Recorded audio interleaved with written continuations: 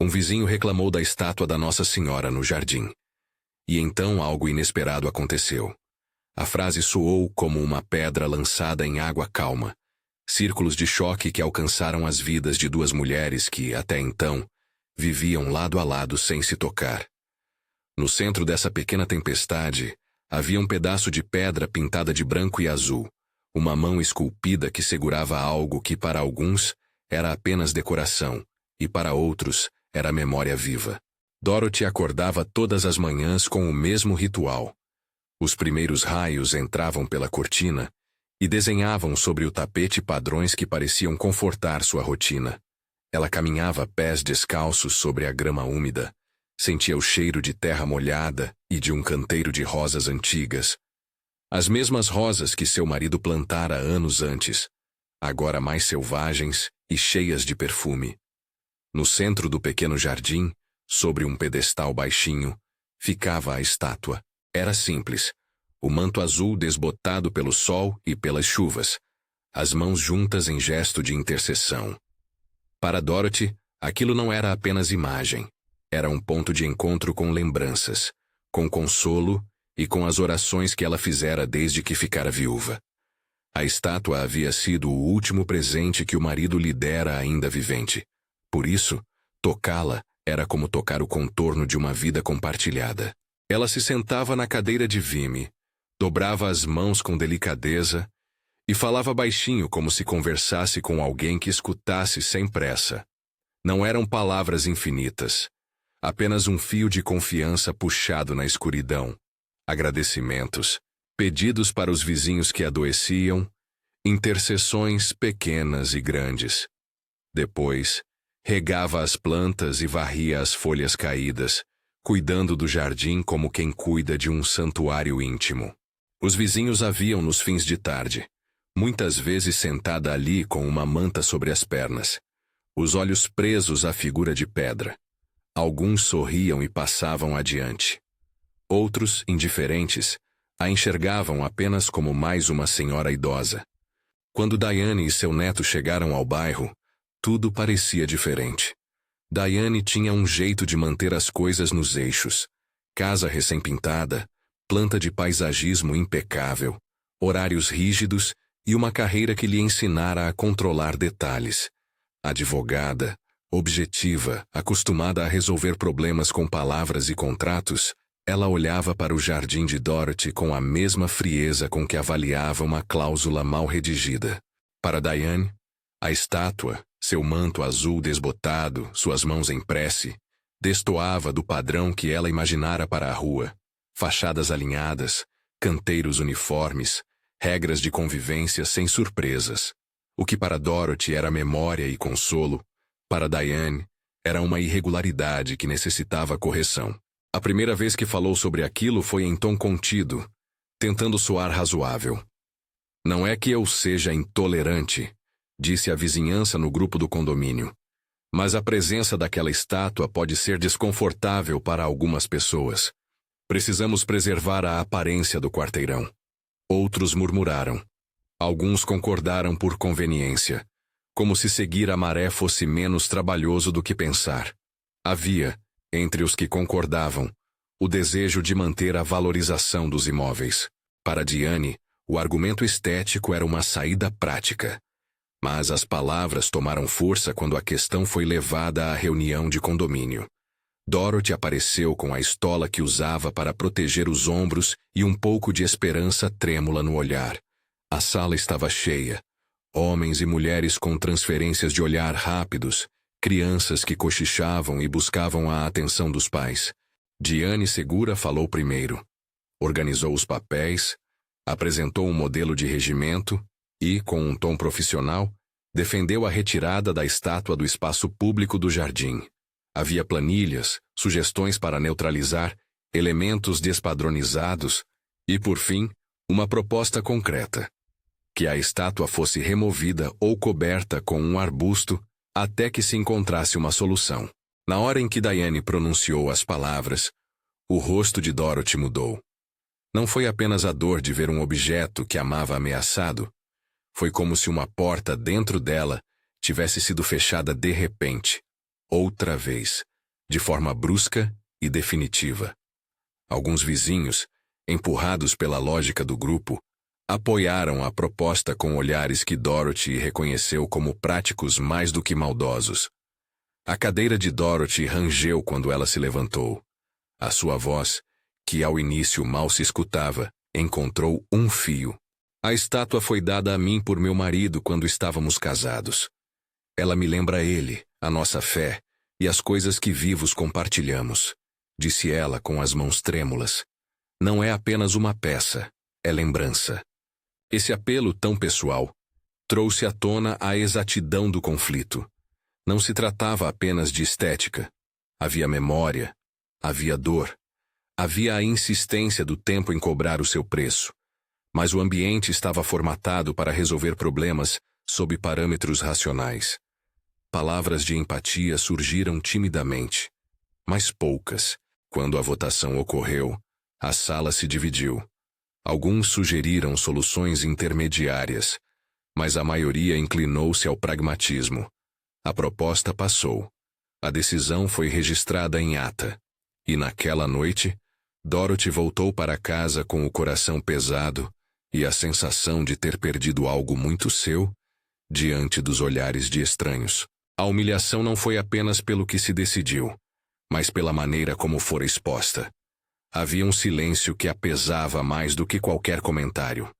O silêncio de quem assistiu e não interveio. Na cabeça de Dorothy soaram vozes antigas. Pode consertar-se. Talvez meu jardim precise de outra cor. Talvez seja a hora de deixar aquilo ir. Você já é velha demais para insistir. Eram palavras que se enroscaram como espinhos. Naquela noite ela ficou sentada à mesa da cozinha até tarde, as mãos mergulhadas numa xícara de chá frio, ouvindo o barulho da cidade como se ela viesse de muito longe. Foi depois dessa reunião, e precisamente na madrugada em que a casa parecia maior e mais vazia, que Dorothy sonhou. Não foi um sonho ruidoso, cheio de figuras complicadas, mas uma visão calma que desceu sobre seu sono como luz de vela. Havia uma sensação de calor, o cheiro de rosas que desde sempre acompanhava o jardim, e uma presença que se manifestou num tom familiar. A imagem de uma mulher vestida de azul, com um manto leve tocando o chão, as mãos abertas em gesto de convite. Não havia palavras cerimoniais, mas uma frase que ecoou com simplicidade. Não a remova. Ela precisará. Ao despertar, o amanhecer já derramava uma luz dourada sobre a relva. A frase ainda pairava na cabeça de Dorothy, não como comando, mas como uma promessa. Quem seria ela? O significado exato parecia um enigma. Porém algo no peito de Dorothy se aquietou. Era como se tivesse recebido um conselho para um futuro que ainda não se desvendara. Segura, enigmática, suficiente para mover uma decisão. Ela poderia ter cedido. Poderia ter aceitado a vontade do condomínio, ter coberto a estátua com uma lona como sugerido, ter deixado para o tempo a tarefa de apagar aquela memória. Em vez disso, a visão colocou nela uma convicção serena. Não era uma recusa obstinada de barulho. Era uma escolha carregada de cuidado. Dorothy decidiu manter a estátua no seu lugar. Ao menos por enquanto. Mas não como obstáculo, e sim como um convite a algo que ela não compreendia ainda. Os dias seguintes foram de pequenas resistências e grande silêncio. Dorothy continuou sua rotina. Regava as plantas, lavava as patas do cãozinho que aparecia de vez em quando e sentava-se para conversar com a estátua. Mas algo havia mudado em suas orações. Sem que Diane soubesse, sem que nenhum vizinho suspeitasse, Dorothy começou a incluir um nome desconhecido entre as suas súplicas. Ela não sabia muito sobre Diane. Sabia apenas o suficiente para entender que a advogada trouxera consigo o neto, um menino de 6 anos com sorriso tímido e olhar curioso. Ninguém havia falado muito do menino. Ele parecia andar com pressa entre as idas e vindas, um pequeno ponto de luz inquieta que desaparecia atrás de portas fechadas. Dorothy, em suas orações, passou a pedir por esse menino de forma discreta, como quem deposita moedas numa caixinha. Uma oração curta pela manhã, outra à tarde, um sopro de proteção à noite. Ao mesmo tempo, as ações de Dorothy começaram a se estender para além das palavras. Ela cozinhava pratos extras e deixava sacolas discretamente na porta de Diane quando a noite caía. Não havia bilhetes explicando o gesto. Apenas sacolas com comida quente e, às vezes, um envelope com algumas notas dobradas dentro. Não muito, apenas o suficiente para cobrir despesas imediatas. Dorothy assinava tudo com um pequeno símbolo. Uma pétala pintada à mão, retirada da rosa do seu jardim. A intenção estava longe de ser um ato grandioso. Era, ao contrário, a simplicidade de uma mão que cuidava. Para ela, tais ações eram prolongamento das orações.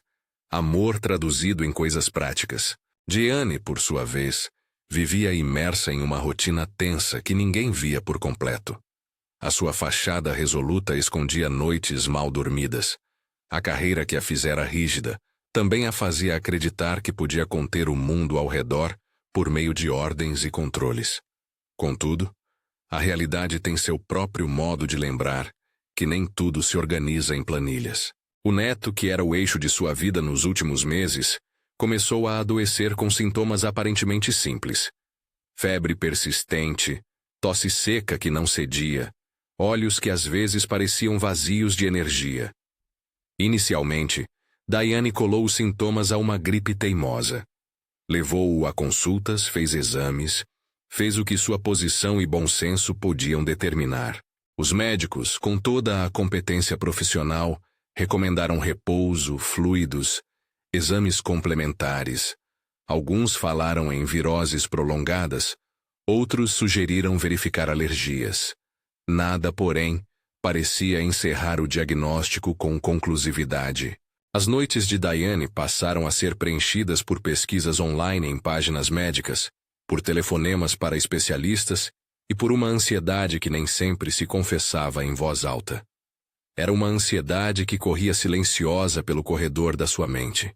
A sensação de que algo grave poderia estar por trás de sintomas aparentemente banais. Havia também o desgaste prático.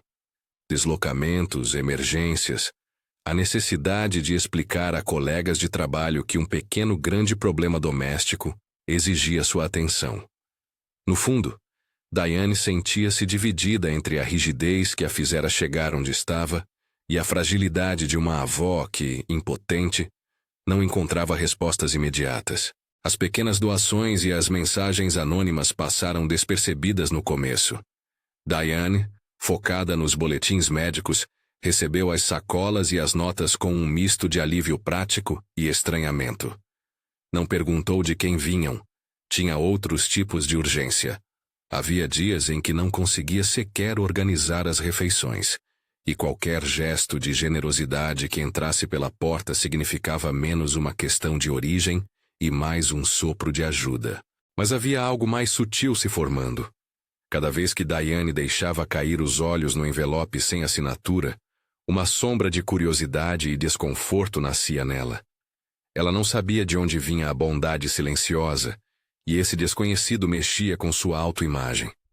Como controladora por formação, sentir que alguém movia a peça de tabuleiro sem consentimento próprio a desconcertava. Enquanto isso, a comunidade do bairro não cessava de discutir. Comentários surgiam nas reuniões, nos corredores e nos corredores virtuais do grupo de condomínio. Alguns falavam da necessidade de preservar a imagem do bairro. Outros, com menos coragem de confrontar Diane abertamente, trocaram comentários sobre tolerância e respeito pelas tradições alheias. Richard, que presidia a associação de moradores, tentava equilibrar as posições, mas estava visivelmente incomodado com a tensão crescente. Ele organizou uma tentativa de conciliação informal. Uma tarde de chá no salão comunitário, com a proposta de ouvir as partes e buscar um meio termo. Diane, por orgulho ou por convicção, esteve presente. Dorothy também aceitou o convite, embora com receio. A reunião para o chá foi um mosaico de emoções. Havia simpatia mútua, mas também palavras que soavam como lâminas. Diane falou sobre a importância de regras claras. Dorothy falou sobre memória e perda. Em determinado momento, Diane, sem querer soar dura, disse: Entendo a história, Dorothy, mas imagine se alguém que não se sente confortável com um símbolo religioso mora aqui. Também precisamos considerar isso. Havia razão em suas palavras, e Dorothy ouviu-o sem rancor. A tensão, no entanto, não baixou. Para Dorothy, havia algo mais profundo do que opinião. Havia a ferida da perda reaberta. Para Diane, havia a necessidade de preservar um espaço que ela acreditava ser neutro e seguro para todos. Naquela tarde, quando Dorothy caminhava de volta para casa pelo corredor florido que levava ao seu portão, notou pela primeira vez o menino de Diane sentado num banco, com um cobertor sobre as pernas, olhando para o chão. Seus olhos, mesmo naquele quarto de segundos, contaram uma história. Havia uma imensa fadiga neles, como se o corpo tivesse um peso que a alma não podia suportar. Dorothy sentiu, de forma quase física, um puxão de compaixão. Não foi piedade, foi reconhecimento. Sem trocar palavras, deixou ao lado do menino uma pequena caixinha de biscoitos caseiros e continuou seu caminho. O menino ergueu a cabeça e sorriu brevemente, mas ninguém sabia por que seu sorriso era tão leve. Foi também nessa época que Diane começou a receber telefonemas de hospitais, referindo a necessidade de exames mais aprofundados. As consultas foram se sucedendo, e os resultados vinham com a mesma mensagem desconcertante. Nada conclusivo. Um exame sugeria uma redução em algum índice. Outro apontava uma inflamação que não se encaixava em padrões conhecidos. Havia progresso aqui e ali, retrocessos em outros pontos. A falta de uma explicação convincente deixou Diane numa posição desconfortável. Por vezes, sua racionalidade a ajudava a organizar as praticidades. Outras vezes, a incerteza a consumia. Dorothy, por sua parte, passou a ter noites de vigília mais frequentes. As palavras da visão, não a remova, ela precisará, começaram a reverberar com um significado crescente. Ela se perguntou se não teria sido ingênua em manter a estátua em meio ao barulho do condomínio. Ela ponderou se aquela visão se referia literalmente à estátua ou a algo que ela ainda não compreendia. Em silêncio, continuou a velar pelo menino nas suas orações e nas suas ações. Às vezes, durante a madrugada, ia ao jardim e tocava o pedestal da estátua com as pontas dos dedos, sentindo a pedra fria e, ao mesmo tempo, uma estranha sensação de calor que subia do chão. Os vizinhos que observavam à distância começaram a perceber sinais sutis dessa tensão que se espalhava. Um bilhete deixou no portão de Diane dizia apenas: "Que a paz esteja com vocês." Assinado por ninguém. Uma sacola com remédios caseiros apareceu no degrau. Essas minúcias foram notadas por alguns e ignoradas por outros. Mas para Diane, esse acúmulo de cuidado anônimo mexia com algo que ela preferia manter fechado. A ideia de que nem tudo se resolve com ordens ou com argumentos legais. Que de vez em quando, a vida exige aceitar gentilezas que não se podem catalogar. Certa tarde, quando Dorothy colhia rosas para enfeitar a mesa da cozinha, uma jovem vizinha perguntou-lhe, com curiosidade, por que a senhora insiste em manter a estátua, apesar do que aconteceu na reunião? Dorothy, sem hesitar, respondeu com simplicidade que parecia uma pedra que caiu na água. Porque algumas coisas cuidam da gente, mesmo quando ninguém olha. Não é só bonito, é lembrança, é consolo. E às vezes lembrança vira ajuda quando a gente menos espera. A jovem sorriu, meio sem compreender totalmente, mas levando aquela resposta como quem guarda uma novidade pequena. A tensão cresceu lentamente, como uma tempestade que se aproxima sem pressa, tomando forma e anunciando o que estava por vir. Havia no ar algo que não se podia medir. A sensação de que a vida das duas mulheres começara a se entrelaçar de maneira irrevogável. Diane, apesar de sua casca dura, sentia-se empurrada para dentro de um território que não tinha leis claras. O território da fragilidade humana. Dorothy, por sua vez, percebia que sua escolha de permanecer com a estátua não era apenas um ato de desafio. Era um gesto de fé em algo que ia além de simples preferências estéticas. As notícias sobre a saúde do menino continuaram a causar noites sem sono. Em uma dessas madrugadas, Diane se viu sentada no corredor do hospital, ao lado de uma cadeira desconfortável, segurando um copo de café que esfriava rápido. Os monitores ao redor marcavam números que ela não sabia interpretar por si só. A médica que viera conversar com ela tinha falado em possibilidades, em exames adicionais, em prudência. Tudo isso soou como termos técnicos que não atingiam o cerne. O medo de perder alguém que significava tanto a uma mulher que por toda a vida controlara tanto. Diane, sozinha no corredor, desejou por um instante que alguém tocasse sua mão sem perguntar nada. Naquele instante, sem que soubesse, 2 envelopes discretos, um com pão caseiro e outro com algumas notas dobradas, esperavam na porta de sua casa, deixados por mãos que preferiam o anonimato. Enquanto Diane lutava com a ansiedade, um sentimento novo começou a se insinuar nela. A sensação íntima de que sua vida estava escorregando para fora do controle. Ela, que sempre acreditara que pudesse resolver as coisas com determinação, sentia agora a necessidade de algo que não conseguiam definir. Essa nova inquietação ficava mais visível quando ela, por um lapso, olhava a rua e via a estátua de Dorothy ao longe. A figura mansa naquele jardim parecia estar alheia às disputas e à pressa do mundo. Havia ali uma serenidade irritante e atraente ao mesmo tempo.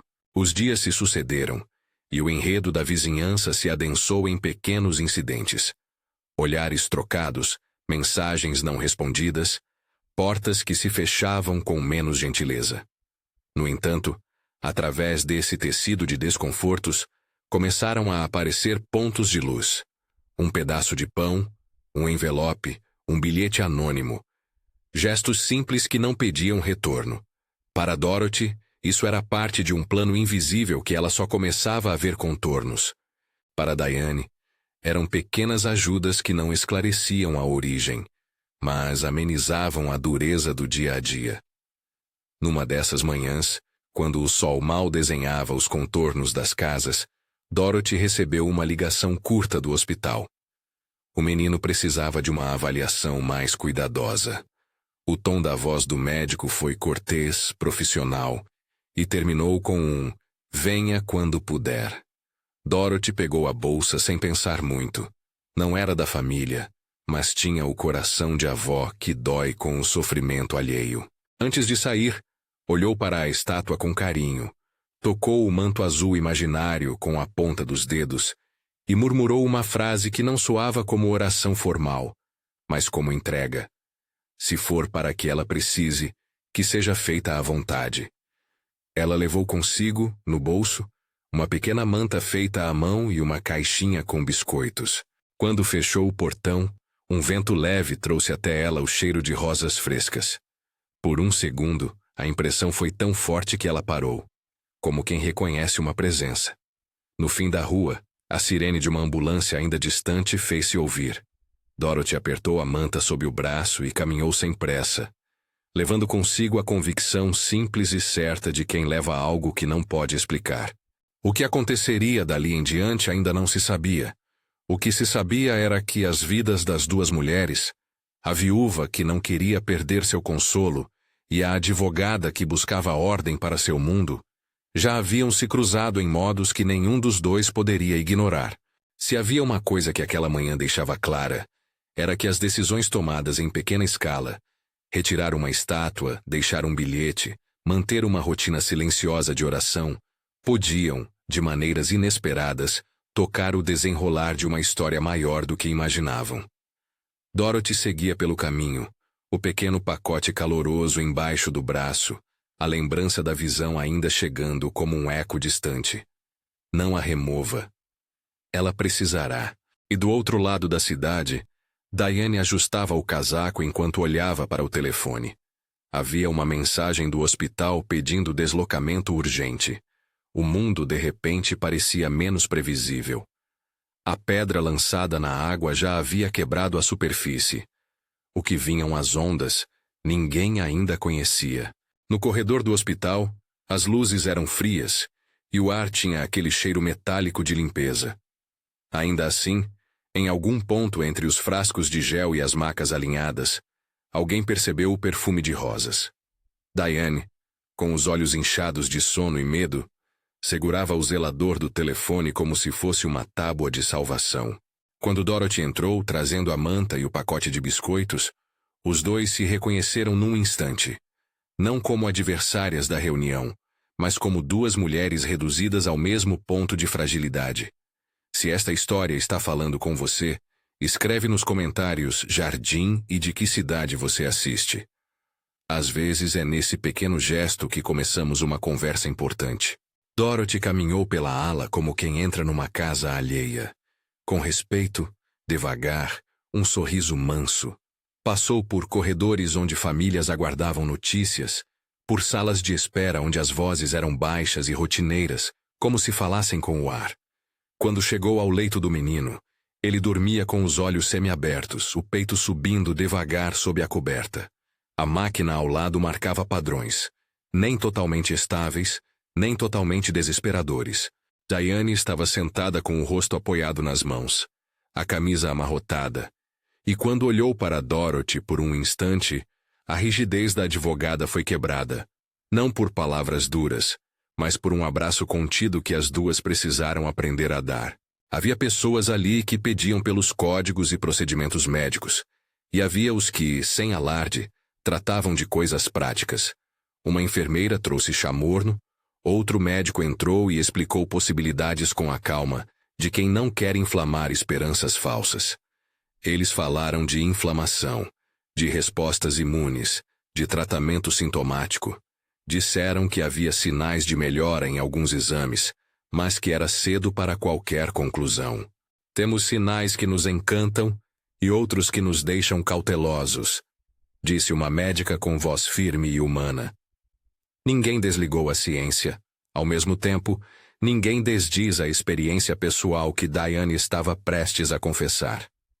Foi naquela noite, quando a luz do monitor fazia um desenho azul no teto, que Diane olhou para o leito e sentiu uma presença diferente. O incidente não começou com uma visão clara, mas com algo mais sutil. Um perfume nas narinas que não vinha de nenhum frasco do corredor. Uma sensação de serenidade que diminuía a pressa do seu coração. Diane virou o rosto e, com a incredulidade própria de quem sempre organizou o mundo em pastas, sussurrou. Você também sentiu isso? A enfermeira, parada no batente, sorriu sem saber explicar. Rosas? Perguntou ela. Diane, sem conseguir ordenar as palavras, afirmou que sim. Naquele instante, no campo pequeno de visão que Diane tinha, algo apareceu. Uma mulher de manto azul, indistinta nas bordas como se estivesse um pouco fora do foco. Não foi uma aparição teatral, cheia de luzes e trombetas.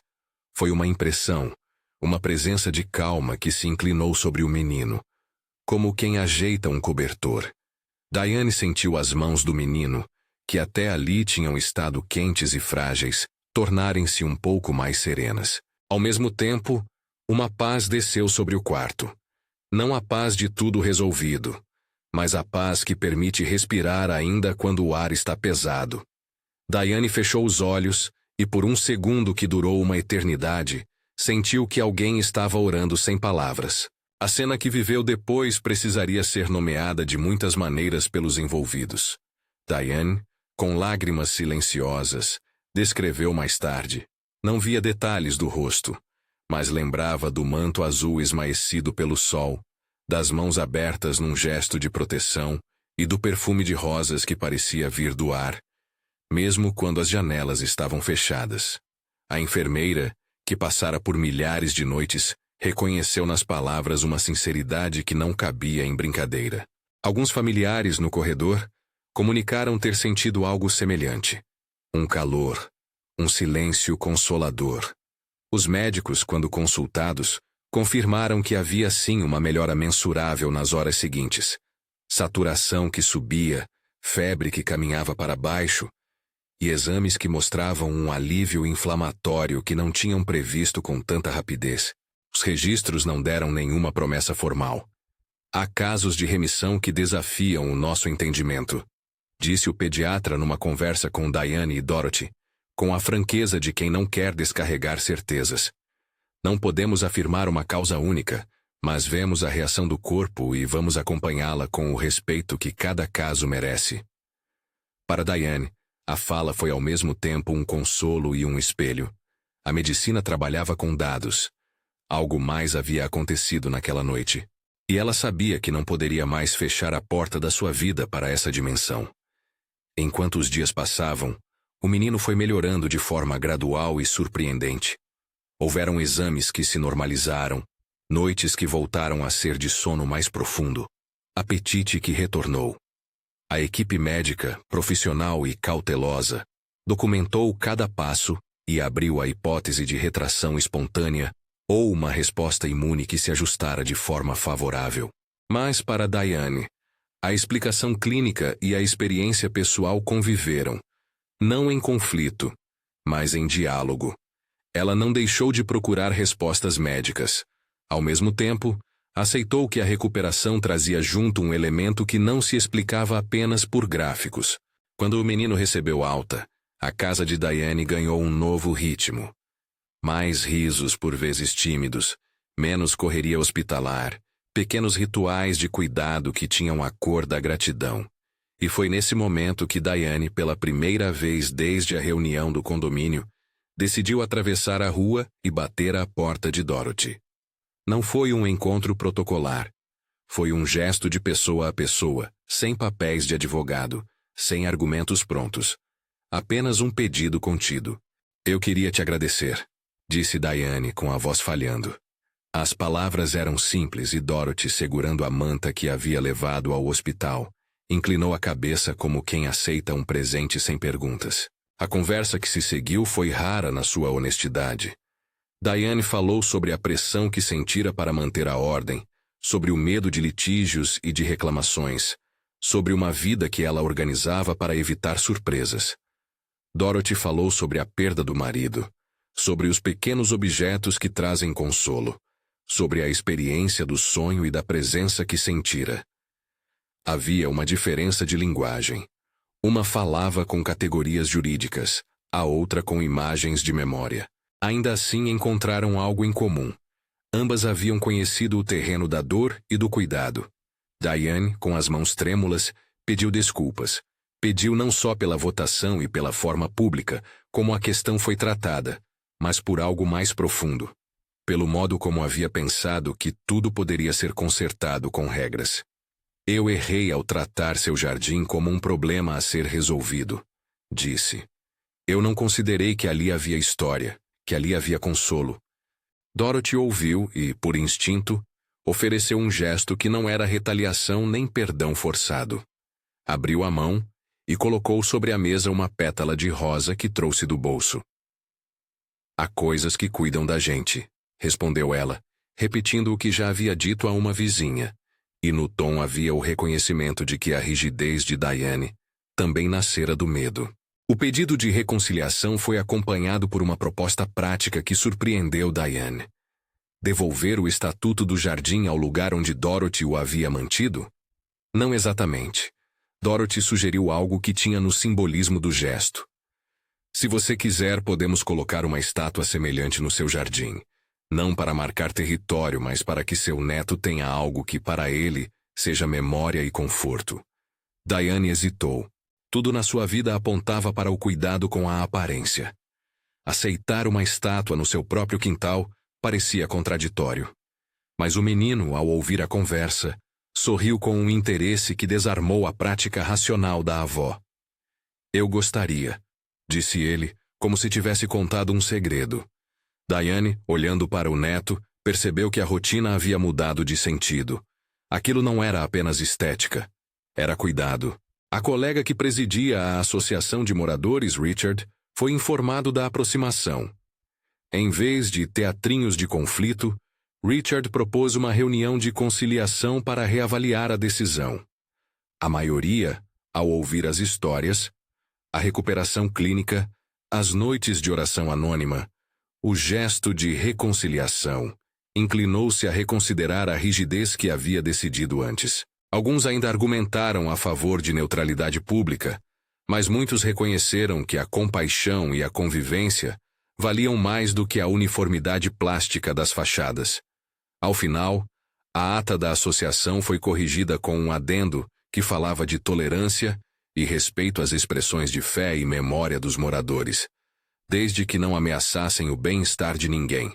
No dia em que a nova estátua foi colocada no jardim de Diane, o sol estava baixo e o manto azul da figura parecia absorver uma luz que a tornava quase translúcida. Dorothy levou consigo uma pequena placa com o símbolo de uma pétala pintada, sua marca de anonimato e cuidado, e a colocou ao pé da nova base. O menino ajudou a descer a caixa com cuidado, e quando a imagem ficou erguida, ele correu ao redor do pedestal como quem encontra um amigo antigo. Diane olhou para a cena, e seus olhos brilharam de um modo que era gratidão e surpresa. Não era que ela tivesse mudado de convicção do dia para a noite. Era que, pouco a pouco, a vida lhe mostrou que há valores que não se calibram apenas por estética, e que uma forma de proteção pode ser tão simples quanto um manto esmaecido. A presença das estátuas nos dois jardins, uma de cada lado da rua, não como sinal de divisão, mas como ponto de encontro, transformou o bairro de modo sutil.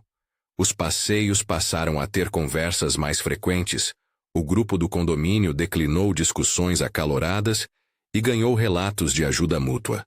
Quem cuidava de um animal, quem precisava de carona, quem deixava um prato de comida. A dinâmica mostrou que a disputa inicial havia sido mais sobre o medo do outro do que sobre verdadeiras intenções malévolas. Para Dorothy, a reconciliação não apagou as feridas antigas. Ela continuou a sentir a ausência do marido, a nostalgia que a fazia cantar baixinho quando regava as rosas. Mas a vida ganhou um novo contorno. Não mais apenas solidão e silêncio, mas presença humana de quem passava e se detinha. Para Diane, a transformação foi menos espetacular e mais íntima. Aprendeu a fazer espaço para mistérios que não se resolvem em contratos. E para o menino, a história virou memória de infância. Aquela do tempo em que uma mulher de manto azul parecia velejar na noite do hospital, e o perfume de rosas apareceu, onde menos se esperava. Houve, claro, vozes céticas. Alguns vizinhos continuaram desconfiados. Havia quem preferisse uma rua sem símbolos que pudessem ofender ou causar desconforto. Dorothy e Diane sempre souberam que a reconciliação não seria unanimidade.